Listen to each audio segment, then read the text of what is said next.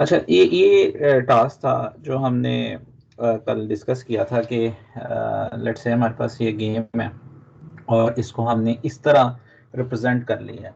ये गेम जो इस वक्त आपको राइट साइड पे जो इमेज नज़र आ रहा है, ये एक्चुअली ये फिजिकल स्पेस है, यानी कि आपकी जो जिसको हम कहते हैं कि ये एक्चुअल जो बोर्ड की कॉन्फ़िगरेशन है वो ये है, जो आपको जिसके अंदर आपको गेम नज़र आ रही है, ये वाला जो एरिया है इसमें। तो ये वाला जो बोर्ड है इसको अगर हम कन्वर्ट करते हैं तो इसकी कोरस्पॉन्डिंग रिप्रेजेंटेशन इन कोड वो ये हो सकती है जो हमने कल इसको ड्रॉ करके दिखी थी। तो इसकी जो कोरस्पॉन्डिंग रिप्रेजेंटेशन है ये अगर हमारे पास मौजूद हो इस शक्ल में, इस अरेज 2D अरेज की फॉर्म में, तो इसको हम ने ये चेक करना था क्या ये गेम जो टास्क तो ये था कि अगर क्या ये कोई विन किया, कौन विन किया, हु इज़ द विनर, ये हमने फाइंड करना था। तो लेकिन कुछ बच्चों ने शाबाश, उन्होंने बड़ा अच्छा काम किया, उन्होंने पूरी गेम ही डिज़ाइन कर ली। तो अभी हम इसको थोड़ा सा डिस्कस करते हैं, लेकिन उसको डिस्कस करने से पहले एक बहुत बहुत बहुत इंपॉर्टेंट बात, मैंने आप काफ़ी बच्चों का कोड देखा है, तो उसमें ना काफ़ी कोड में ऐसी चीज़ें जो आपने मेरा ख्याल है नेट से किसी जगह से कॉपी पेस्ट की हुई हैं। तो आई हाईली रिक्वेस्ट यू कि आप ऐसा ना करें, बिल्कुल भी ऐसा ना करें। मे बी वो समटाइम ये होता है कि मैं जल्दी कर लूँ, मे बी समटाइम ये होता है कि नहीं मैंने भी जमा करवानी है, मे बी मुझे नहीं पता, लेकिन इसकी असाइनमेंट क्रिएट की हो तो शायद इसी वजह से बच्चों ने हरी अप किया हो। तो आप बिल्कुल ये अप्रोच ना फॉलो करें। देखें, अभी जो भी चीज़ें हम करवा रहे हैं ये आज की नहीं है, ये तो 15-20 साल पहले की हैं, और बड़ी देर के तो कोड ढूंढना या मिलना कोई मुश्किल बात नहीं है, ना हम सब कुछ ब्लॉक कर सकते हैं। लेकिन एक बात ज़रूर है कि जब आप मुझे कोई कोड दिखाएंगे, तो मुझे 20 से 22 साल हो गए प्रोग्रामिंग करते हुए, तो मुझे उसी वक्त समझ आ जाती है कि ये कोड एक्चुअली जो है वो कॉपीड है, या ये कोड आपने अपने किसी दोस्त से लिया है। और अभी भी जो सबमिशंस हैं उसमें 2-3 तो बड़ा हाईली एक ही तरह का कोड है, बल्कि 1-2 केसेस में बिल्कुल सेम जो है वो कोड है। तो बिल्कुल ऐसे ना करें, ठीक है। मैं पॉइंट आउट नहीं करना चाहता किसी भी स्टूडेंट्स को, लेकिन हमारे पास मुकम्मल लिस्ट है जहाँ पे भी कोड कॉपीड होता है तो हम उसको बड़ा थॉरली चेक करते हैं। और मैं इसलिए नहीं पॉइंट आउट करता कि उससे आपकी मोटिवेशन ना जो है वो कम हो जाए, लेकिन इसका ये मतलब नहीं है कि आप उसको जो है वो कॉपी करें। ये सिर्फ आपकी लर्निंग के लिए, ये जो असाइनमेंट्स हैं इसका गेन मैंने पहले भी कहा था, ये ग्रेड्स वेटेज नहीं है, तो ये डजंट मीन कि आप इसे कॉपी करें। आप से नहीं होता तो it's totally okay, late me no, discuss with me. जिस तरह हमारी क्लास में कुछ 6-7 बच्चे बहुत अच्छे हैं, उनको कोई छोटी सी भी प्रॉब्लम होती है या उनको कोई मसला आता है, दे कम टू मी और वो स्ट्रेट फॉरवर्डली कहते हैं सर हमें नहीं समझ आ रही है, हमसे नहीं हो रहा, या हमारे नहीं है। तो ये बड़ी अच्छी बात है, ये बहुत अच्छे बच्चे हैं, और वो मैंने देखा है जिनका ये एटीट्यूड है, उनका लर्निंग कर्व बहुत अच्छी तरह बढ़ रहा है और वो ज़्यादा बेहतर सीख रहे हैं कि एज़ कम्पेयर टू हम जो है कोड कॉपी करके सबमिशन करवाएं। तो ये बस ये रिक्वेस्ट है, क्योंकि आगे आने वाले काम इसी तरह के चैलेंजिंग हैं, मज़ेदार भी हैं, लेकिन उसको इसी स्पिरिट में लें कि ये हमने सीखना है, ना कि ये हमने सबमिशन करके कोई पॉइंट में करना है या कर सकते हैं। कुछ कोड माशाल्लाह अभी मैं देख रहा था कि कुछ बच्चों ने तो बहुत अच्छा खुद से एक एक लाइन नज़र आ रहा है कि उन्होंने लिखी हुई है, क्योंकि उनके कोडिंग स्टाइल जो है वो ऐसे ही लग रहा है। तो ये किसी स्पेसिफिक या वो नहीं है स्टेटमेंट, ये जनरली मैं बात कर रहा हूँ, तो काइंडली इसको ज़रूर ऑब्जर्व करते हैं। आने वाली असाइनमेंट्स में मैं किसी भी तरह का, माशाल्लाह बड़े आप लोग सब मोटिवेशन से काम कर रहे हैं, मैं किसी भी तरह की ऐसा कोई एक्शन नहीं लेना चाहता जिससे आपकी मोटिवेशन लूज़ हो कि मैं कोड चेक करने लग जाऊँ, आपको नाम प्रिंट करके लगाने शुरू कर दूँ। बिल्कुल ऐसा करने का कोई इरादा नहीं, बस ये है कि हम सब खुद से इंटरनली मोटिवेट हों काम करने के लिए। ज़रा क्विकली आज की ये फर्स्ट लेक्चर में 2 लेक्चर हैं आज, तो सेकंड लेक्चर में अभी हम क्विकली ये देखते हैं कि इसका सॉल्यूशन क्या आइडियल वे से किस तरह डेवलप करना चाहिए था। उसके बाद फिर जिन बच्चों ने कल टिक टैक टो या तो नेट से लेकर किया या खुद से नहीं की, या किसी भी तरह दूसरे मीन से किया, तो वो कोशिश करें बिल्कुल ज़ीरो से स्क्रैच से इसी चीज़ को गाइडलाइंस बनाते हुए मुकम्मल टिक टैक टो को इम्प्लीमेंट करें। मैं आपको उसका मुकम्मल भी ओवरऑल आइडिया भी शेयर करूंगा by end of this lecture. उसके बाद फिर हम नेक्स्ट जो टास्क है थर्ड लेक्चर में देखेंगे। इसके बाद फिर हम 2D रे के साथ मज़ीद किस तरह का और कोई काम कर सकते हैं, या मज़ीद किस तरह की कोई चैलेंजिंग जो है जिससे आपके कॉन्सेप्ट फर्दर जो है प्रोग्रामिंग के भी और 2D अरेज के भी क्लियर होंगे। तो अभी स्टार्ट करते हैं, और वो ये कि हमारा ऑब्जेक्टिव ये था, मैं दोबारा याद आने के लिए बता दूं, हमारा ऑब्जेक्टिव गेम बनाना नहीं था, लेकिन कुछ बच्चों ने बनाई है, शाबाश, वेरी गुड, बहुत अच्छी एफर्ट की है, उनका कोड भी माशाल्लाह बड़ा अच्छा लिखा हुआ है, लेकिन ऑब्जेक्टिव ये था कि हु इज़ दी विनर, कि विनर कौन है इसमें से, यानी कि ये गिवन कन्फिग्रेशन है तो इसमें से हम ये जज करें विनर कौन सा। तो बेस्ड ऑन, क्योंकि इसका कोड मैंने खुद भी सारा डेवलप किया है, लिखा है, तो कुछ मेरी भी इनपुट है और आप लोगों ने भी किया है, कुछ बच्चों ने खुद से, तो मे भी आपको कोई रिजर्वेशन हो, कोई डिफरेंस ऑफ ओपिनियन हो, या आपको लगा हो कि ये चीज़ इस तरह बेहतर हो सकती है, तो ज़रूर पार्टिसिपेट कीजिएगा, रेज योर हैंड और लेट मी नो कि यहाँ पे मे बी ये तरीके से, बेहतर तरीके से भी काम हो सकता है, तो नेचुरली हो सकता है, ठीक है। क्योंकि मैंने देखा है एक दो बच्चों का कोड मेरे कोड से बेहतर है, जो मैंने कोड किया था, मैंने संडे को किया था, तो लेकिन कल मैंने देखा है कुछ बच्चों का कोड माशाल्लाह उन्होंने बहुत अच्छा कोड लिखा हुआ है, तो मुझे बड़ी खुशी हुई है, जो है ना हमारे बच्चे बड़ा अच्छा काम कर रहे हैं। तो अभी हम देखें, सबसे पहले अगर मैं अगेन मैं बार बार आपको एक चीज़ पे फुल एम्फिसाइज करवाने की कोशिश कर रहा हूँ, और वो बहुत अच्छे तरीके से अगर आप अंडरस्टैंड कर लें तो आपकी तमाम प्रोग्रामिंग जो लॉजिक्स हैं बड़ी इजीली बिल्टअप होनी शुरू हो जाएंगी। नंबर 1, हमने हु इज़ विनर को फाइंड करना, तो अगर हम इसको डिकम्पोज करें, देखें दो चीज़ें बड़ी इंपॉर्टेंट हैं, one is decomposition of any bigger problem and other is the abstraction. अगर इन दोनों के थ्रू आप सोचना शुरू करें तो it will be very easier for you to develop any kind of the complex solutions.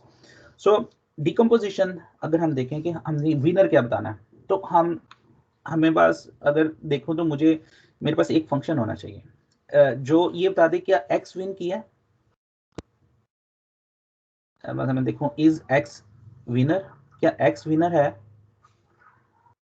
अच्छा, मैं ये देखो इज वाई विनर, या इस तरह, सॉरी ये ओ है, तो इज ओ विनर, मैं इसको भी चेक कर सकता हूँ, मेरे पास एक फंक्शन जो बता दे एक्स विन किया या नहीं किया, इज ओ विनर, इन दोनों में से जो भी विन हो ये क्या रिटर्न करेगा, ऑफ कोर्स ये ट्रू या फॉल्स रिटर्न करेगा, और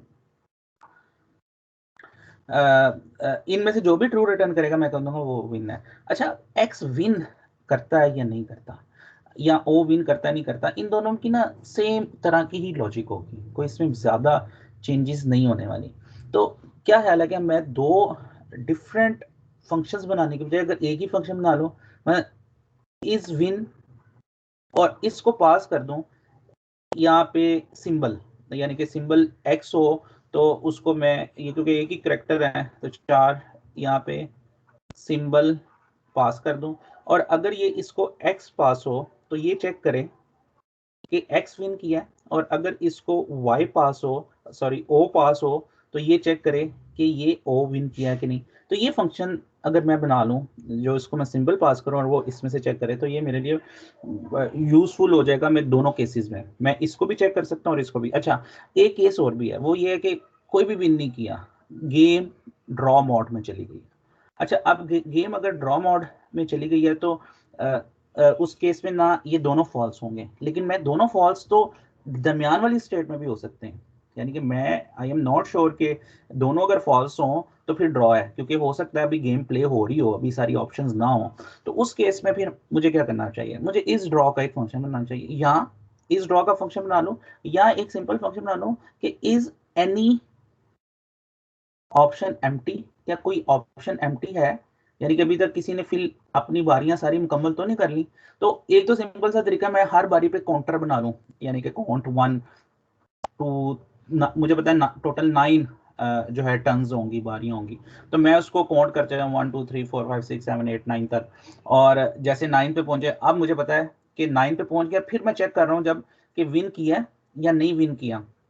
अगर दोनों ही फॉल्स हैं और काउंटर भी 9 पे पहुंच गया है, तो हम कह सकते हैं कि अब ड्रॉ हो गया। ठीक है, तो ये फंक्शन बड़ा सिंपल सा होगा। या दूसरे नंबर पे एक और तरीके से हम कर सकते हैं, वो काम हमने ऑलरेडी किया, हम सारी अरे को 2D अरे को ट्राइवर्स करें, क्योंकि शुरू में तो ये सारी वैल्यूज ब्लैंक इनिशियलाइज होंगी ना, स्पेस के साथ आप इसको इनिशियलाइज होंगी इन वेरी स्टार्ट, तो वो हम चेक कर लें कि वो है या नहीं है। तो ये ड्रॉ का जो फंक्शन है वो हम इस तरह सकते हैं।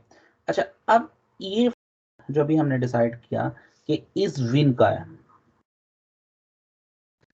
इस विन एक्स किया या ओ किया या जो है दोनों जो भी सिंबल्स हम यूज कर रहे हैं उसको, तो ये रिटर्न करेगा हमें बूलियन। अब ये फंक्शन फर्दर क्या चेक करे, ये फंक्शन एक्चुअली अगर आप नोट करें जिस तरह कल आई थिंक किसी ने क्वेश्चन पूछा था, तो हमें कितनी कॉम्बिनेशन चेक करने पड़ेंगे, तो वो तो बहुत ज़्यादा कॉम्बिनेशन बनते हैं अगर हम हर एक को चेक करें। लेकिन वैसे अगर हम देखें तो इस सारी रो को एक दफ़ा हम चेक कर लें, इस रो को एक दफा चेक कर लें, इस रो को चेक कर लें, यानी कि 3 रोज को चेक करने के तीनों में कंसेक्टिव एक्स मौजूद है, तो हम कहेंगे जो है वो एक्स विनर है।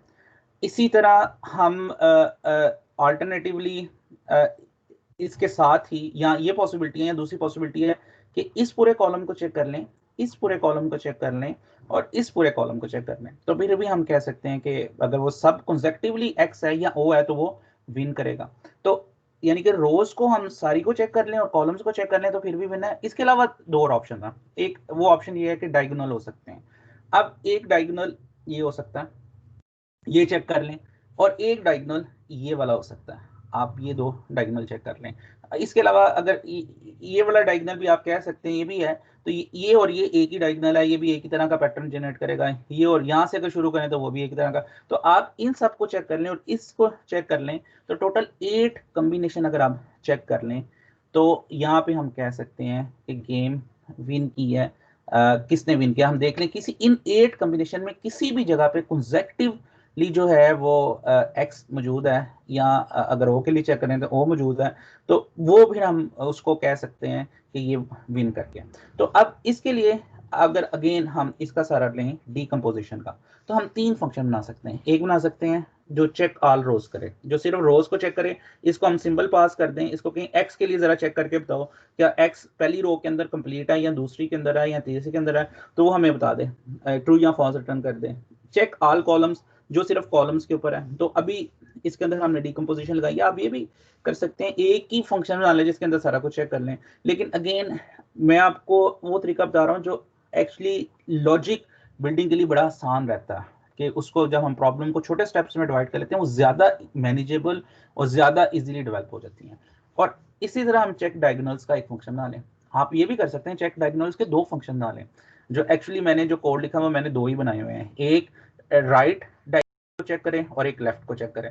तो ये राइट के लिए थोड़ा सा डिफरेंट कोड होगा, लेफ्ट के लिए थोड़ा सा डिफरेंट होगा। अच्छा अभी वो कोड क्या होगा अभी हम नहीं सोच रहे, अभी हम कह रहे हैं कि इफ इज विन के फंक्शन के अंदर ये 3 हमारे पास 4 फंक्शन होंगे। ये चेक, मैं इसका नाम मैं कर लेता हूँ राइट डायगोनल, और इसका नाम हम कर लेते हैं एक का नाम ना लेते हैं चेक लेफ्ट डायगोनल। तो ये 4 फंक्शंस हो तो फिर हम इस विन का कोड इजीली लिख सकते हैं। इस विन का तो मसला हल हो गया। वो कैसे, इफ चेक ऑल रोज, इसको मैं वही सिंबल पास कर दूंगा जो सिंबल इसको पास हुआ इस विन को। तो अगर x पास होगा तो वो x कर दूंगा, ऑफ कोर्स x की जगह वेरिएबल होगा, यहाँ पे भी वेरिएबल होगा, यहाँ पे भी वही है।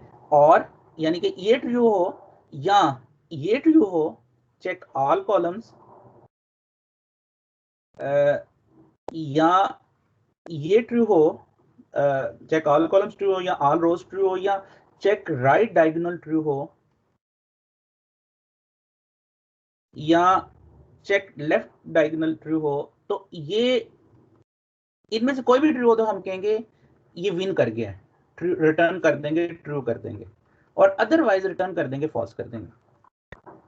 अच्छा अब मैंने इस विन का फंक्शन लिख लिया, इस विन का यही फंक्शन होगा, इसके अलावा कोई नहीं होगा। अभी मैंने जो अप्रोच यूज किया वो डिकम्पोजिशन और एब्स्ट्रैक्शन को यूज किया। एब्स्ट्रैक्शन क्यों, एब्स्ट्रैक्शन का मतलब कि अभी मुझे ये नहीं पता कि ये कैसे चेक करूंगा, ऑल रोज से कैसे करूंगा, कॉलम का कोड नहीं लिखा, राइट डायगोनल का कोड नहीं लिखा, लेकिन मुझे पता है कोड होगा जिसको मैं एक्स पास करूंगा, सिंबल पास करूंगा, वो मुझे डायगोनली चेक करके बता देगा। ये मुझे राइट वाला राइट करके बता देगा और लेफ्ट वाला लेफ्ट करके बता देगा। तो ये मेरी एब्स्ट्रैक्शन की अप्रोच है, और साथ मैंने प्रॉब्लम को डिकम्पोज कर लिया। अब मेरा इज विन का फंक्शन क्लियर हो गया। अब मुझे ये वाले अगर फंक्शन मैं इंडिविजुअली ठीक लिख लूं, चेक ऑल रोज का फंक्शन ठीक लिख लूं, चेक ऑल कॉलम्स का ठीक लिख लूं, चेक राइट डायगोनल का, तो इसका मतलब मेरा प्रोग्राम बिल्कुल सक्सेसफुली काम कर जाएगा। वहां पे मैं जो मेन फंक्शन है उसमें ये कॉल कर लूंगा, इफ इज विन एक्स, तो वो ये काम करेगा, x को कॉल करेगा, x आगे जो है इन फंक्शंस को कॉल करके पूछ लेगा, तो मेरी पूरी प्रॉब्लम सॉल्व हो जाएगी। अब मेरा कोड लिखना रह गया, मैं बारी बारी लिखूंगा चेक ऑल रोज का कोड। तो मैं अब ये देखूंगा कि ये रोज बारी बारी तीनों चेक कर लूंगा, तीनों में कंसेक्यूटिव x मौजूद है कि नहीं मौजूद है। अब हमारी प्रॉब्लम ज्यादा जो है वो मैनेजेबल है। जिस तरह अब ये कोड लिखना, अगर आप वैसे इसको सोचें तो ये बड़ा आसान है। कैसे कि हर रो के ऊपर आपने बारी बारी इसको एग्जीक्यूट करना है, यानी कि आपको फर्स्ट पहली रो को भी चेक करना है, दूसरी को भी चेक करना है, तीसरी को भी चेक करना है। तो अगर ये हर रो के अंदर कहीं पे भी कंसेक्यूटिव 3 मिल जाते हैं तो हम कहेंगे हाँ ठीक है हमें मिल गया। तो उसको कैसे चेक करेंगे, हमें एक लूप तो चलाना पड़ेगा हर रो के लिए। पहली 0 रो को चेक करना है, फिर 1 को करना है, फिर 2 को करना है। तो उसके लिए हमने एक जो है ऊपर लूप लगा लेंगे कि ग्रिड साइज जितना भी है 3x3 का, तो उससे लेस यानी कि 0 1 2 तक लूप एग्जीक्यूट होगा। और हर के अंदर अगर उसको 3 कंसेक्यूटिव मिल जाते हैं कहेंगे हाँ ये तो विन कर गया। तो उसमें फिर हम इसके लिए अब इनको चेक करना है, इनके लिए या तो हम 3 इफ लगा लें, खुद मैनुअली लिख लें 1 2 3 करके, या फिर हम फॉर का लूप लगा लें, क्योंकि ये हम डायनामिक करना चाहते हैं, क्योंकि हो सकता है हम टिक टैक तो 4x4 की बनाना चाहें, ठीक है, या 6x6 की, तो फिर हम इसको डायनामिक कर सकते हैं। नहीं हमारा ख्याल है टिक टैक तो होती नहीं कभी 5-6 की, 3-3 की, 3x3 की होती है, तो फिर ठीक है फिर आप इसे डायनामिक ना करें। लेकिन बेहतर है हम एज ए प्रोग्रामर जब भी काम करते हैं, हम गेम बनाने वाले लोग नहीं है, हमें नहीं पता ये 4 की भी हो सकती है, 5 की भी हो सकती है, 7 की भी हो सकती है। हम इसे जितना जेनेरिक रखने की कोशिश करते हैं, कर सकते हैं उतना जेनेरिक रखते हैं, ठीक है। तो यहाँ पे हम इसको ग्रिड साइज ही डायनामिक ही रखें तो ये बेहतर है। अच्छा अब ये क्या करेगा, ये पहली रो के अंदर इन तीनों कॉलम्स को चेक करेगा। तो अब बोर्ड IJ फर्स्ट टाइम वो इसको चेक करेगा, 0 1 0 0 जनरेट होगा, देन 0 1 जनरेट होगा, फिर 0 2 जनरेट होगा, फिर अगली दफा 1 के लिए 1 0 1 1 1 2, और वो चेक करता रहेगा। अगर सिंबल ये वाला सिंबल जो पास किया है सिंबल, यानी कि जो x पास किया है ये उसके बराबर है, यानी कि दोनों बराबर हैं अगर, तो काउंटर प्लस प्लस कर दो, यानी कि काउंटर में अगर उसको मिल जाता है तो सेम है। तो इस केस में उसको पहली दफा काउंटर 1 मिलेगा, 2 मिलेगा, वो सेम होगा, फिर 3 मिलेगा तो 3 मिल जाएगा। तो यहाँ पे फिर मैं नीचे चेक कर लूंगा, अगर काउंटर 3 मिला है, यानी कि जैसे ये वाला लूप खत्म हुआ है और इसकी वैल्यू 3 थी, यानी तीनों में सेम सिंबल मिला है, तो मैं रिटर्न ट्रू कर दूंगा। इसका मतलब है कि फंक्शन को मिल गया कहीं पे। अच्छा अगर लेट से ये नहीं मिलता तो वो दूसरी रो चेक करेगा, दूसरी में काउंटर की वैल्यू नहीं होगी, वो तीसरी चेक करेगा, और तीनों के बाद अगर नहीं हुआ तो ये भी ट्रू नहीं होगा, यहाँ रिटर्न ट्रू नहीं होगा, तो एट द एंड मैं रिटर्न फॉल्स कर दूंगा। ये और ये एट द एंड मतलब जहाँ पे फॉर का मुकम्मल लूप चेक हो जाएगा वहां पे हम रिटर्न फॉल्स कर दें। तो ये चेक ऑल रोज को करने का एक सिंपल मेथड है, जो सिंबल लेगा, चेक करेगा क्या ये वाला सिंबल कहीं पे कंसेक्युटिवली एग्जिस्ट करता है, अगर एग्जिस्ट करता है तो सिस्टम रिटर्न ट्रू कर देगा, अदरवाइज फॉल्स कर देगा। यहाँ पे उसको हमने बूलियन किया। तो ये अभी हमने अपनी प्रॉब्लम को डिकम्पोज किया था। डिकम्पोज करने के बाद हमने बताया, सोचा था कि इस विन को चेक करने के लिए हमें 4 फंक्शन चाहिए। अब पहला फंक्शन जो है वो चेक ऑल रोज का फंक्शन था, वो हमने लिख लिया। हाँ इसको ये इस तरह काम करने का एक बहुत फायदा भी है। फायदा ये है कि अब आप सिर्फ अपने कोड को इस फंक्शन को चेक कर सकते हैं। मतलब आप इस फंक्शन को मेन के अंदर कॉल करें, आप इस तरह की बोर्ड की कॉन्फ़िगरेशन बनाएं, इसको कहें कि x को चेक करके बताओ ये है कि नहीं है, आप सी आउट करें, अगर ये ट्रू रिटर्न करता है इसका मतलब आपने ये फंक्शन ठीक लिख लिया। अदरवाइज अगर आप एक ही दफा सारा बड़ा कोड लिखेंगे तो उसको चेक भी करना बहुत मुश्किल है। इसलिए ये इंडिपेंडेंट फंक्शन भी बनाए जाते हैं, क्योंकि ये हेल्प आउट करते हैं हमें यूनिट टेस्टिंग में। हम अपने इंडिविजुअल फंक्शंस को, इंडिविजुअल काम को इजीली और उसको इंडिपेंडेंटली चेक कर सकते हैं। तो ये इसकी बहुत ज़्यादा जो है वो हमारे लिए एज ए प्रोग्रामर ये बहुत ज़्यादा हेल्पफुल होता है। हो सकता है ये काम थोड़ा सा लेंथी हो जाए, थोड़ा सा इसको डिफिकल्ट हो, लेकिन it is the best approach of doing programming. आप इसे मेन मेथड के अंदर 2 फॉर लूप के अंदर भी सारा काम कर सकते हैं, लेकिन if you decompose your problem and look it at as a abstraction of the program, then it will be easier to maintain and manage the program। ठीक है, तो ये बहुत इंपॉर्टेंट है कि आप ना इस तरह अप्रोच करनी सोचें अपने प्रोग्राम्स को। अच्छा अब अगर आप ये प्रोग्राम लिख लिया है तो आपको समझ लग गई है।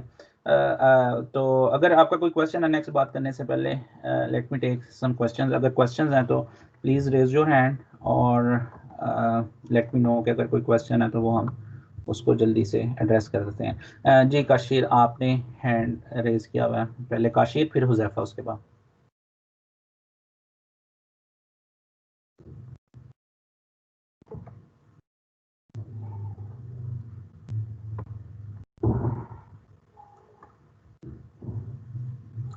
हाँ जी काशिर, आप हैं हमारे साथ। 27 रोल नंबर किनका है?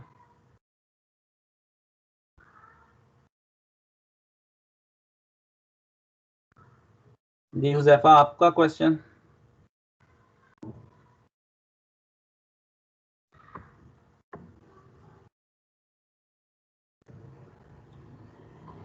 हाँ जी बच्चे, आप म्यूटेड हैं। ठीक है, किसने क्वेश्चन पूछना वो मुझे बताएं। हैंड रेज करें 27 का, तो मैं उन्हें अनम्यूट करता हूँ। चलें जी, अब आप अनम्यूट कर सकते हैं, आप अनम्यूट करें अपने आप को। Mic is not disable, mic has been disabled. चलें 27, यू कैन अनम्यूट योरसेल्फ, आप अनम्यूट करें।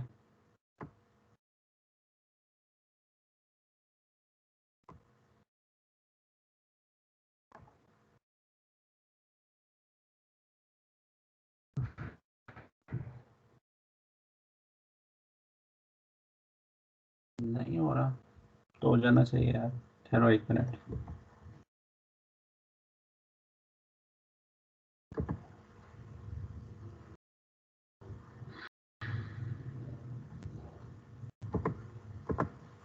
चलें आप ट्राई आउट करें, आप ट्राई आउट करें।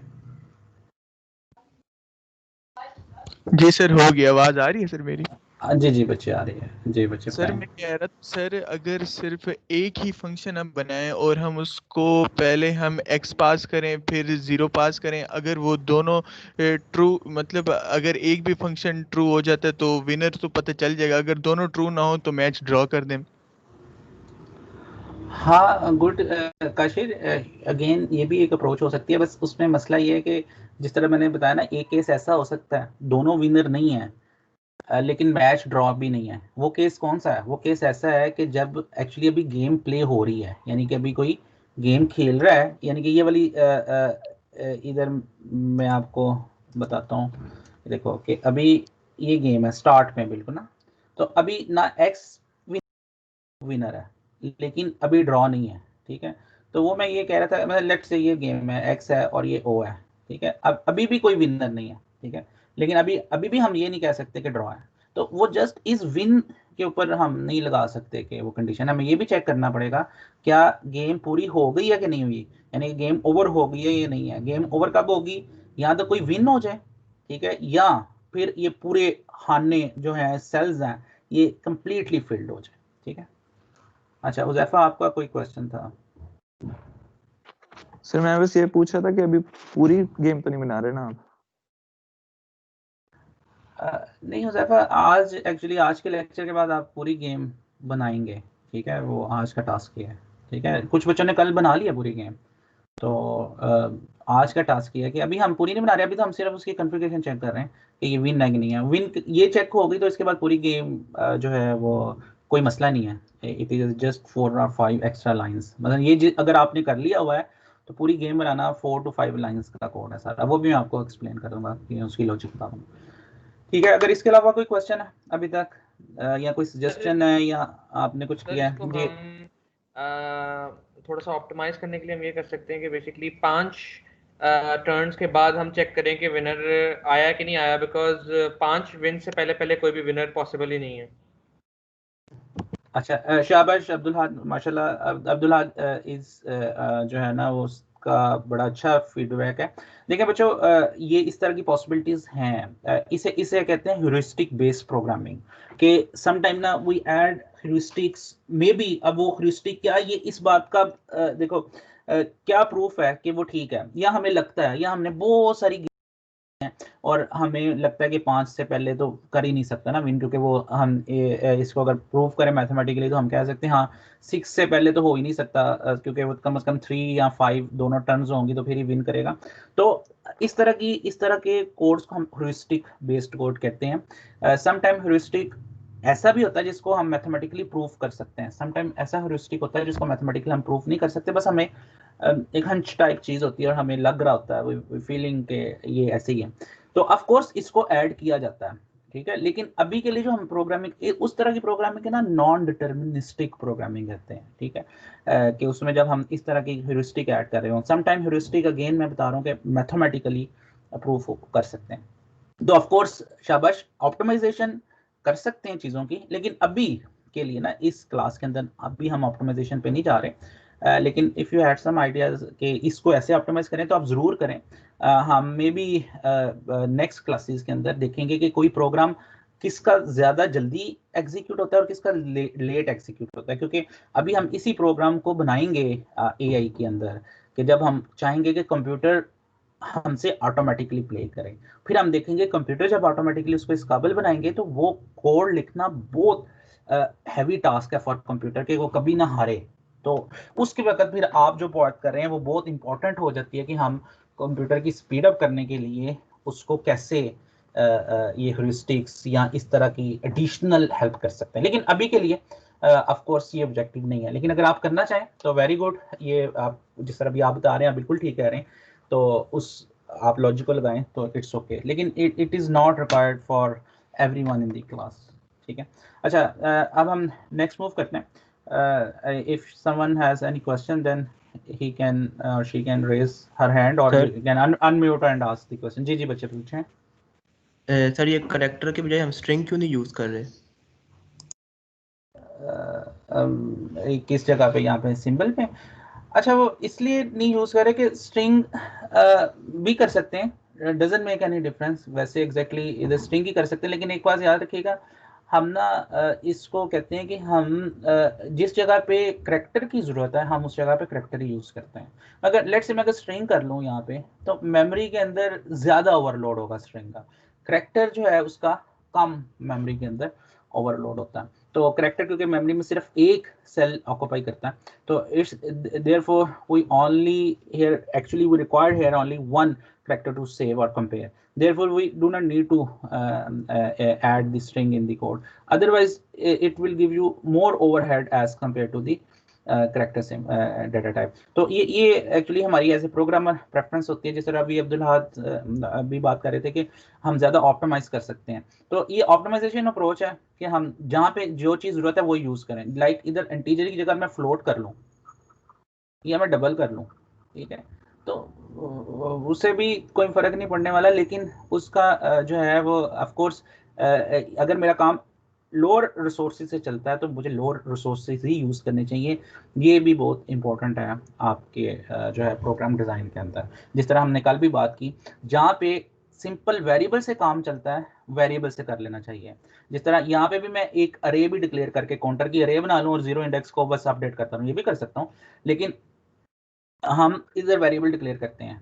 इसी तरह हम जहाँ पे सिंगल डिमेंशन अरे चाहिए वहाँ सिंगल चाहिए, वहाँ पे वो यूज़ करें, वहाँ 2D नहीं यूज़ करें। लेकिन अगर मैं 2D डिक्लेयर कर लूँ और यूज़ उसको एज ए सिंगल करूँ वो भी कर सकता हूँ। मतलब मुझे ये बाकी इन्फॉर्मेशन नहीं चाहिए, सिर्फ एक लाइन की चाहिए तो मैं 2D कर लूँ।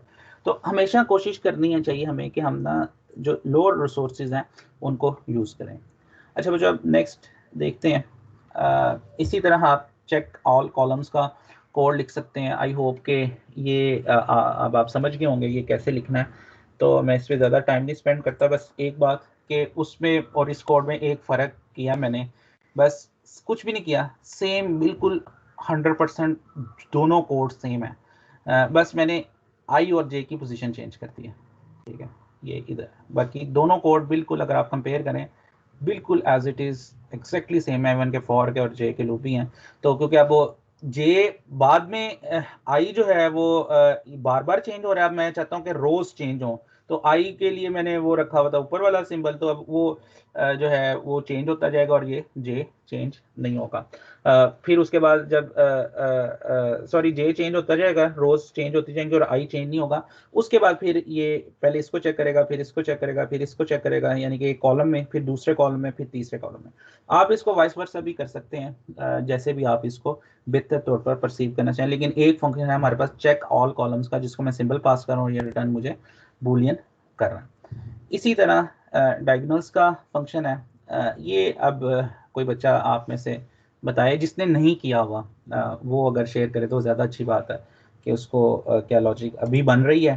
अगर किसी बच्चे ने कल नहीं किया ये वाला काम, तो वो थोड़ा सा सोच के बताए कि क्या ये हम अब हम इसको अगर करना चाहें तो कैसे कर सकते हैं।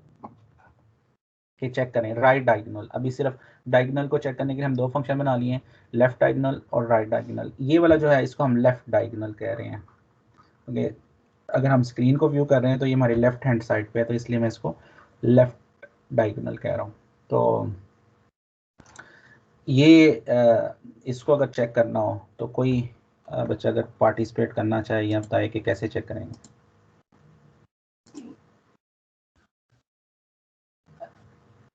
सर आई और जे की वैल्यू सेम कर देंगे। अच्छा, शाबाश, वेरी गुड। अगर हम इसे चेक करना चाहते हैं तो हम आई और जे की वैल्यू, आप देखें डायगोनल कब डायगोनल होते हैं, जब आई और जे की वैल्यू सेम हो रही होती है। तो ये 0 0 पे है, इसी तरह ये 1 1 पे है और ये 2 2 पे है। तो यहाँ पे आपको अगर आप फॉर का लूप नहीं लगाना चाहते तो आप जस्ट ये सारी वैल्यूज चेक कर लें, मैनुअली एक ही लगा के रिटर्न करा दें। लेकिन क्योंकि हम चाहते हैं हम डायनामिक कोड करें, अगर कोड कभी ग्रिड साइज बढ़ भी जाए तो फिर भी हमारा कोड सक्सेसफुली रन करे, तो हम एक फॉर का लूप लगा सकते हैं। एक ही काफ़ी है क्योंकि दोनों में सेम वैल्यूज़ है, दोनों उसमें चेंज हो रही हैं एक ही वक्त में, तो हम दोनों में एक ही इंडेक्स पास कर सकते हैं। तो ये वाला कोड कंपैरेटिवली इजी है as compare to previous 2 ones. तो इसको अगर हम लिखें तो हम यहाँ को ऐसे लिख सकते हैं, for integer idx 0, idx less than grid size plus plus, और आप दोनों में idx पास कर दें और उसको कंपेयर कर लें। अगर सिंबल है और वही लॉजिक है, अगर काउंटर प्लस करते हैं, अगर 3 मिल जाएंगे तो we will return true, otherwise we will return false. तो ये चेक लेफ्ट डायगोनल का कोड है जो कैरेक्टर इनपुट लेता है और हमें बताता है कि अरे के अंदर ये मौजूद है, ये लेफ्ट डायगोनल उस सिंबल के साथ कंप्लीटली फिल्ड है या नहीं है। अच्छा, इसी तरह टॉप दूसरा कोड जो है वो राइट डायगोनल का है। इसमें थोड़ा सा डिफरेंस है, वो ये कि अगर आप इसकी नंबरिंग देखें तो अगर आई बढ़ रहा है, यहाँ पे देखें 0, तो ये मैक्सिमम है, यानी कि ये 2 है। तो ये वाला जो है ये वाला रो 1 है, तो ये भी 1 है। अब ये वाला जो अगर रो 2 है तो ये जो है वो 0 है। तो यहाँ पे आप देखें, नोट करें, अगर आपने ये चेक करना है तो ये रोज जो है इंक्रीज हो रही है और कॉलम जो है वो डिक्रीज हो रहा है। तो यानी कि रोज अगर बढ़ रही है तो कॉलम डिक्रीज हो रहा है। तो इसको अगर आप डायनामिक लिखना चाहते हैं तो आप फॉर का लूप ले लें जो रोज इंक्रीज हो रही हैं, और उसको जो डिक्रीज हो रहा है उसको उसी लूप में आप जो है वो माइनस करते जाएं, उसको इनिशियलाइज कर लें हाईएस्ट वैल्यू से। यहाँ पे आई जे ये वाला जनरेट हो जाएगा 0 2 इंडेक्स, उसके बाद 1 1, तो यहाँ पे जे माइनस कर देंगे तो ये 2 की वैल्यू 1 हो जाएगी, फिर ये 0 की। तो अब ये, और यहाँ पे अगेन वही लॉजिक है कि हमने अगर मिल जाता है तो हम काउंटर में प्लस करते हैं, और काउंटर 3 है तो रिटर्न ट्रू कर देता है। अब हमारे पास चारों फंक्शन हो गए, टॉप राइट, राइट लेफ्ट, और इसी तरह कॉलम्स का और रोज का। इन 4 फंक्शन को इस तरह हम यूज करते हुए हमें कोई सिंबल पास करें तो हम, जी क्वेश्चन है कोई बच्चे? सर वो पिछला वाला अच्छा। समझ नहीं आया। अच्छा, हमारे बच्चे ये देखो ना, ये अगर हमने ये लेफ्ट टू चेक करना है ना यहाँ से ये वाला, तो इसके कॉलम्स की देखो, इसके नंबरिंग क्या बनते हैं। ये 0 2 है, ये इंडेक्स, ये रो नंबर 0 है और कॉलम नंबर 2 है। ये कौन सा है? 1 2 है। ये रो नंबर 1 है और ये कॉलम नंबर ये भी 1 है, सॉरी ये 1 1 है, ये 1 1 है। ये वाला जो है ये 1 1 है, क्योंकि अगर आप देखें ये 0 1 2 ये कॉलम्स हैं और ये रोज हैं। तो ये वाला जो बनता है ये 0 2 बनता है इसका इंडेक्स, ठीक है, 0 नंबर रो और कॉलम नंबर 2। ये इसका इंडेक्स जो बनता है 1 number row and 1 number column. इसका जो इंडेक्स बनता है ये 2 नंबर रो और 0 नंबर कॉलम। तो ये इन सब को हमने चेक करना है। तो आप नोट करें इसकी जो आई इंडेक्स है, यानी कि इसको हम चेक करेंगे। एक तो हम मैनुअली भी लिख सकते हैं, लेकिन अगर मैनुअली नहीं लिखना चाहते, डायनामिकली करना चाहते हैं, तो पहली दफ़ा वो क्या करेगा, आई की वैल्यू 0 होगी, फिर आई की वैल्यू 1 होगी, तो आई की वैल्यू 2 होगी, यानी कि आई तो जो है वो बढ़ रहा है, ठीक है। लेकिन जो जे है, दूसरा कॉलम है, वो पहले 2 है, फिर उसके बाद वो कम हो रहा है, ठीक है। तो एक चीज़ बढ़ रही है, दूसरी कम हो रही है। अब फॉर के लूप में हम बढ़ने वाली तो लिख सकते हैं, लेकिन वो फिर कम होने वाली कैसे लिखेंगे, उसके लिए फिर हमने उसको जे माइनस माइनस कर लिया, यानी कि जे को शुरू में 2 कर लिया, जे की वैल्यू 2 होगी, आई की वैल्यू 0 होगी। यहाँ पे क्या आएगा, बोर्ड 0 2 आएगा, यानी कि पहला जो ये इंडेक्स जनरेट होगा वो क्या होगा, बोर्ड। आई की वैल्यू जो है एक्चुअली इस वक्त 0 है शुरू में पहली आइट्रेशन में, और जे की जो वैल्यू है वो 2 है, तो ये वाला होगा। तो इसको हम चेक कर लेंगे इसको, और दूसरे के लिए फिर आई की वैल्यू क्या हो जाएगी, 1 हो जाएगी। अब जे की वैल्यू क्या होनी चाहिए, 1 होनी चाहिए। अब वो 2 है इस वक्त ना, तो मुझे क्या करना चाहिए, अगली आइट्रेशन से पहले जे को माइनस माइनस कर देना चाहिए, यानी कि उसकी वैल्यू 1 हो जाए। अब मैं इसको भी चेक कर लूंगा। फिर उसके बाद आई की वैल्यू, क्योंकि वो लूप में है, वो प्लस प्लस हो रही है, तो वो 2 हो जाएगी, और उसके बाद जे की वैल्यू जो है वो माइनस माइनस हो जाएगी, यानी कि 1 विल बिकम 0। तो ये तीनों इंडेक्सेस इस तरह जनरेट हम कर सकते हैं, ठीक है। तो इसकी लॉजिक ये है, ये कम हो रहा है और ये बढ़ रहा है। जो जो बढ़ने वाला है उसमें मैंने उसको फॉर के थ्रू कर लिया, और जो कम होने वाला है उसके लिए मैंने अलग से एक वेरिएबल लेकर उसके अंदर माइनस माइनस करके कर लिया, ठीक है। तो ओके सर। ये इस तरह हम इसको जो है वो बनाया इसकी लॉजिक। अच्छा, उसके बाद यहाँ पे इन्हीं सब फंक्शन को अब हम यूज़ करके बूलियन इज विन का फंक्शन बना रहे हैं। चेक ऑल रोज, हम चेक कर लें क्या ये किसी, क्या रो वाइज ये सिंबल विन किया है, क्या कॉलम वाइज विन किया है, क्या लेफ्ट डायगोनल वाइज विन किया या राइट डायगोनल, इनमें से कोई एक भी ट्रू हो, यानी कोई ऑप्शन भी ट्रू हो, तो इसका मतलब वो जीत गया, और हम उस वक्त रिटर्न ट्रू कर दें, अदरवाइज रिटर्न फॉल्स कर दें। अब मैं इसे कॉल सर कैसे करूंगा? जी जी जी जी पर सर जो आपने अभी पिछला भी कह रहे थे कि एक जो है वो बढ़ रहा है दूसरा कम हो रहा है, आपने एक पे बढ़ रहा है उसके लिए लूप लगा दिए, और जो एक कम हो रहा है उसके हाँ, लिए आपने लूप नहीं लगाया। हम लोग अगर चाहें तो उसके लिए भी लूप लगा सकते हैं। देखो उसके लिए अगर हम लूप लगाएंगे तो वो फिर लूप इनसाइड लूप चलेगा, ठीक है। अब लूप इनसाइड लूप चलेगा तो वो टोटल कितनी दफा एग्जीक्यूट होगा, 9 टाइम्स, ठीक है। हम 9 टाइम्स एग्जीक्यूट नहीं करना चाहते, हम तो इसको सिर्फ 3 टाइम्स एग्जीक्यूट करना चाहते हैं, तो सिर्फ एक लूप ही काफी है, आप उसको एक लूप से ही करें। अब दूसरे को जो हम कम या ज्यादा कर रहे हैं वो सिर्फ उसकी वैल्यू उसी लूप के लिए, यानी कि उसी वैल्यू के लिए जो लूप चल रहा है उसी की वैल्यू को चेंज करने के लिए कर रहे हैं। अब लूप उस वक्त लगाते हैं जब हम एक ही काम को ज्यादा दफा करना चाहते हैं, लेकिन इस दफा हम इसमें हम 3 दफा ही काम को करना चाहते हैं, ठीक है। ठीक है। अच्छा, अच्छा जी। अब इसको मैंने इस विन को कॉल करना हो तो हम इस तरह कॉल कर सकते हैं, इस विन, और सिंबल हम सेंड करेंगे एक्स, तो हमें बता देगा एक्स विन किया है। अगर मैं सेम इस विन को कॉल करूं, मैं सिंबल सेंड करूं ओ, तो ये मुझे बता देगा ओ विन किया या नहीं, यानी कि इन दोनों में से कोई, जब एक्स की बारी होगी तो, यानी कि अभी तो हम बारी नहीं कर रहे, टर्न्स नहीं उसमें नहीं, लेकिन अब हम इससे ये चेक कर सकते हैं कौन सा विन किया। अच्छा, उसके बाद अब इस गेम को हमने कंप्लीट करना है। अब इस गेम को हमें कंप्लीट करने के लिए एक काम ये करना होगा, इसको अरेज कर लें।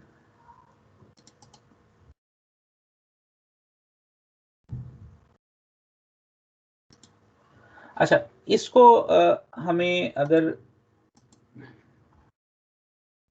अब हम कंप्लीट गेम करना चाहते हैं, इसको कंप्लीट करना चाहते हैं, तो हम क्या करेंगे, हम जस्ट जो प्रोग्राम जब स्टार्ट होगा तो हम स्क्रीन के ऊपर एक फंक्शन बनाएं शो का, शो गेम। शो गेम क्या करेगा, इस अरे को स्क्रीन के ऊपर डिस्प्ले कर देगा। सारी की सारी अरे कहाँ पे है, बोर्ड की उसके अंदर पड़ी हुई है वेरिएबल में। अब हम अगेन 2 फॉर के लूप लगा सकते हैं, फॉर आई रोज के लिए और फॉर जे उसके लिए कॉलम्स के लिए। अब यहाँ पे हम सी आउट कर सकते हैं, सी आउट इस लूप के इनसाइड बोर्ड IJ, और हर सी आउट के बाद इस लूप के अंदर ही, ये मैं ब्रैकेट्स लगा लेता हूँ ताकि क्लैरिटी हो जाए, इस लूप के अंदर हम यहाँ पे सी आउट बोर्ड के बाद हम सी आउट, या बल्कि इसके साथ ही हम कह सकते हैं /t क्या करेगा, टैप कर देगा, यानी कि एक वैल्यू नजर आएगी, उसके बाद स्क्रीन के ऊपर थोड़ी सी स्पेस आ जाएगी, यानी कि वो x है x आएगा, फिर उसके बाद O है तो O आ जाएगा, फिर उसके बाद x है तो x आ जाएगा। उसके बाद जैसे ये लूप खत्म होगा तो हमें पता है रो भी खत्म हो गई। तो यहाँ पे हम इस लूप को, जहाँ पे ये खत्म हो, इस लूप के इनसाइड हम सी आउट एंडल लिख सकते हैं, जिससे होगा कि वो अब नेक्स्ट लाइन से अब जो प्रिंटिंग शुरू होगी, ये वाला लूप दोबारा शुरू होगा इनसाइड, तो वो यहाँ पे प्रिंट करेगा, तो वो इसको पूरी गेम को यहाँ पे बोर्ड को यहाँ पे डिस्प्ले कर देगा। तो ये तो हमारे पास एक फंक्शन हो जाएगा जो गेम को शो किया करेगा। तो अब हमने एक फंक्शन बना लिया शो गेम का। इसी तरह हम एक दूसरा फंक्शन बना सकते हैं कि यूजर से गेट इनपुट लो। अब इनपुट जो है वो हम उसको ऑफ कोर्स कह सकते हैं सी आउट करो, इनपुट सी आउट करें, फिर सी इन करें, चाहे वो करैक्टर में ले लें चाहे वो स्ट्रिंग में ले लें। उसके बाद आप इसको जो इनपुट ली है वो उस रेलिवेंट पोजीशन पे यूजर से को हम रखवा सकते हैं। अच्छा, अब उसकी रेलिवेंट पोजीशन पे कैसे हम पुट करवा सकते हैं, उसके 2-3 तरीके हैं। आप में से काफ़ी बच्चों ने, आपने वीडियोस देखी हैं, उन्होंने क्या किया, उन्होंने कहा इसको नंबरिंग कर दिया 1 2 3 4 5 6 7 8, यानी कि यूजर को अब सबसे पहले प्रिंट हुआ है x की टर्न है, ठीक है, x की टर्न ये है, और आप x की टर्न एंटर करें, वो बताए यूज़र के 2 पे लगानी है बारी। तो लेट्स से ये इस तरह का ग्रिड है, हम नहीं चाहते कि लाइनें आएँ, कुछ बच्चों ने लाइंस के साथ किया है, गुड, लेकिन लाइंस ना भी हो तो स्पेस इज सफिशिएंट, लाइंस थोड़ा सा आपके लिए मुश्किल पैदा कर देंगी, लेकिन बहरहाल अभी ये ऑब्जेक्टिव नहीं कि हम लाइंस लगाएं, लेकिन लगा लें तो ये ज़्यादा बेहतर आपका लॉजिक हो जाएगी। तो लेट्स से x टर्न में 2 लिखता है, तो यहाँ पे 2 यहाँ पे आ जाएगा O लिखा हुआ। अब इस 2 को एक्चुअली यूजर ने 2 एंटर किया, तो आपने इस 2 को ट्रांसलेट करना है, ये 2 का क्या मतलब है। इस 2 का मतलब ये है कि जो हमने 0 1 2 0 1 2, और हमने इसका 2 का मतलब है जब यूजर 2 एंटर करेगा तो I की वैल्यू क्या होगी 0, J की वैल्यू क्या होगी 1। तो आप इस तरह भी कर सकते हैं, या आप अपनी ज़िंदगी को आसान भी कर सकते हैं। आप कहें कि यूज़र को ही बता दें कि वो जब एंट्री करे ना तो वो इधर 1 2 ना लिखा हुआ दिखाएं, आप इधर शुरू में दिखाएं 0 1 0 0 0 1 0 2, यहाँ पे 1 0 1 1 1 2, और इसी तरह आप सारी बाकी ऑप्शन भी दिखाएं। अब यूजर आपको बताए 0 और 1, तो आप कोमे से उसके दोनों वैल्यूज ले लें। आप पहला स्ट्रिंग का पहला करैक्टर 0 पिक कर लें और स्ट्रिंग का दूसरा करैक्टर पिक कर लें, और आप इधर उसको इंटीजर में कन्वर्ट करके STOI यूज करके, स्ट्रिंग टू इंटीजर यूज करके उसको ऐसे इस्तेमाल कर सकते हैं। अच्छा, एक ये भी तरीकाकार है, अगर आप इससे स्ट्रिंग की शक्ल में लें, लेकिन करैक्टर के ऊपर STOI यूज नहीं होगा। करैक्टर अगर आप 0 पढ़ेंगे ना तो वो एक्चुअली आपको 48 रिटर्न करेगा। क्यों? 0 का कोरस्पॉन्डिंग ASCII 48 है। जब आप 1 करेंगे तो ये आपको रिटर्न करेगा 49, 2 करेंगे तो आपको 50 रिटर्न करेगा। तो उससे बचने के लिए अब 48 है, लेकिन 48 एक्चुअली हमारे लिए क्या मतलब रखता है, दैट इज 0। तो वो 0 आप रखने के लिए आप जो है वो उसको -48 कर दें, तो उस तरह भी आप जनरेट कर सकते हैं। या कुछ बच्चों ने ऐसे किया हुआ है, उन्होंने किया हुआ है, उन्होंने कहा छोड़ो जी ये इतना क्या करना है, इसको 1 एंटर, यूजर से 1 करो, 1 स्ट्रिंग में लिया है, इफ यूजर ने 1 एंटर किया है वो इफ लगाया हुआ है, और इफ लगाने के बाद यहाँ पे उसका I और J पता है, हमें पता है I के ऊपर ये इंडेक्स है और J के ऊपर ये इंडेक्स है, इस तरह किया हुआ। ठीक है, तो ये देखें अगेन ये वाला प्रोग्राम ज़्यादा डायनामिक है। अगर जब आप बढ़ाएंगे इसको, लेट्स से 4x4 का ग्रिड करेंगे तो आपको यहाँ पे आके फर्दर इफ लगाने पड़ेंगे इस केस में, लेकिन इस केस में आपको फर्दर इफ नहीं लगाने पड़ेंगे, आपका ऑटोमेटिकली वही कोड जो पहले चल रहा था वही होगा। तो ऑफ कोर्स कुछ इसको हम कहते हैं scalability of the our code, कि कितना स्केलेबल है, किसी चेंजेस के साथ किस तरह हमें अपना कोड अपडेट करना पड़ेगा। तो बहरहाल अभी जैसे भी करें इट्स टोटली ओके। ये डिफरेंट बच्चों की डिफरेंट लॉजिक्स हो सकती हैं। इंपॉर्टेंट है कि ये सारी जो चीज़ है वो हमें 2D के रेफरेंस से जो है वो समझ आ जाए कि 2D में कैसे हम चीज़ें पुट करते हैं और कैसे उसको इस्तेमाल करते हैं और इसका क्या बेनिफिट है। अब अगर आपको कोई क्वेश्चन है रिगार्डिंग दी गेम तो लेट मी नो, मैं आपको मीनवाइल उतनी देर तक आपका क्वेश्चन आप पूछें। मैं आपको एक दफ़ा ना चलती हुई गेम भी दिखा देता हूँ जो एक्चुअली मैंने डिज़ाइन की थी। तो मैं उतनी देर तक स्क्रीन जब तक शेयर करता हूँ तो आप लोग कोई क्वेश्चन है तो यू कैन आस्क मीनवाइल।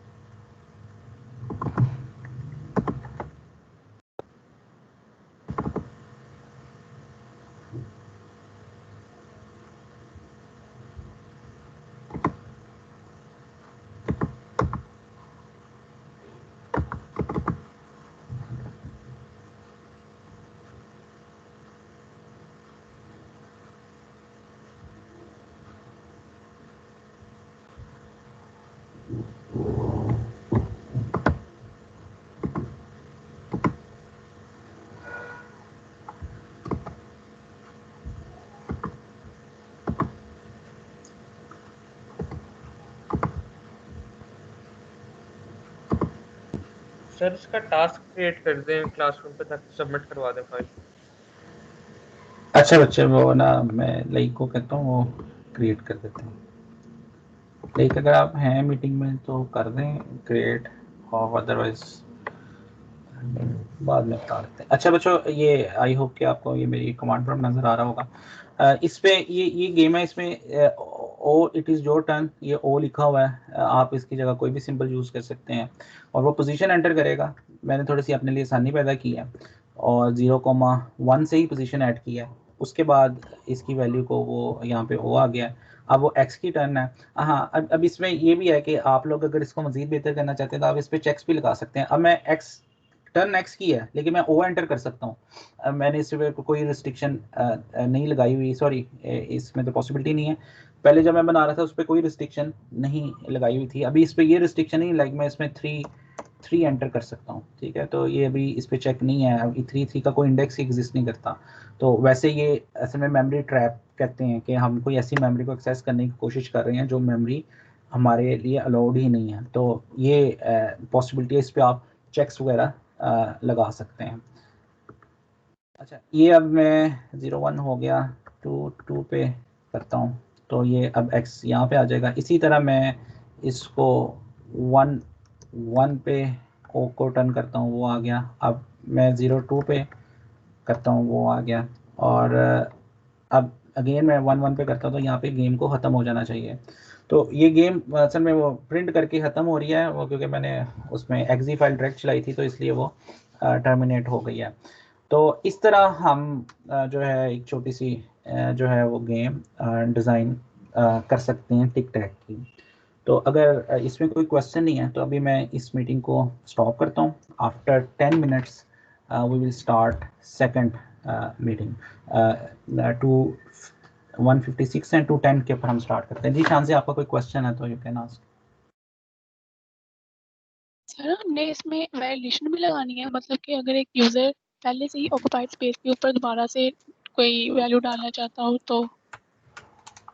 हाँ देखो जितना अच्छा प्रोग्राम हो तो बहुत बेहतर है, लेकिन अभी रिक्वायरमेंट नहीं है। मैं अभी ये नहीं चाह रहा कि आप ये वैलिडेशन ऐड करें, ठीक है। वो उसके लिए आने लगा काम आगे, वो डिफरेंट है। आप इसकी वैलिडेशन वगैरह ना ऐड करें, आप ये भी ना चेक करें कि वो आउट ऑफ बाउंड जा रहा है। बस आप लोग इसको खुद से सब बच्चे बना के देख लें। ये ऑब्जेक्टिव नहीं है कि हम वैलिडेशन अभी ऐड करें। वैलिडेशन वाला काम काफ़ी करने लगे हैं अभी हम थोड़ी देर में। और इसके अलावा कोई क्वेश्चन नहीं है तो मैं मीटिंग स्टॉप कर रहा हूँ। We will start right after 10 minute, 2:10 के ऊपर हम स्टार्ट करते हैं।